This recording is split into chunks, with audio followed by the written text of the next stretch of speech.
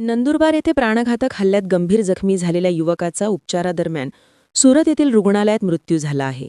जखमी जयेश राजू भील याच्या मृत्यूची वार्ता काल सायंकाळी नंदुरबार शहरात येताच शहरात तणाव निर्माण झाला व सोशल मीडियावर हल्ल्याचा व्हिडिओ व्हायरल झाल्याने शहरासह जिल्ह्यात पोलिसांनी तात्काळ दक्षता घेत संवेदनशील भागात बंदोबस्त वाढविला. दरम्यान याबाबत दोघांविरुद्ध नंदुरबार उपनगर पोलीस ठाण्यात गुन्हा दाखल करण्यात आला. काल दिनांक 17 रात्री 8 वाजेपासून नंदुरबार शहरातील व्यापाऱ्यांनी दुकाने बंद केल्याने सर्वत्र शुकशुकाट पसरला. दरम्यान संतप्त गटाने संशयिताच्या घराची नासधूस केली. याबाबत 9 ते 10 जणांविरुद्ध नंदुरबार शहर पोलीस ठाण्यात गुन्हा दाखल करण्यात आला आहे. दरम्यान प्राणघातक हल्ल्याप्रकरणी एका संशयिताला पोलिसांनी अटक केली आहे.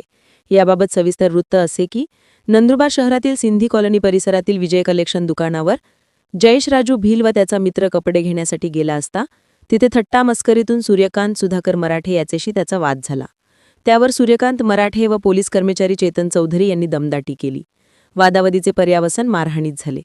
जयेश भीलच्या कमरेवर व काखेत चाकूने वार केल्यामुळे गंभीर दुखापत झाली.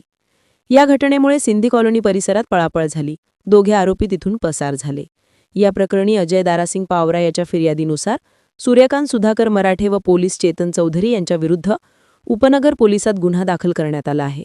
दरम्यान प्राणघातक हल्ल्याप्रकरणी एका संशयिताला पोलिसांनी अटक केली आहे.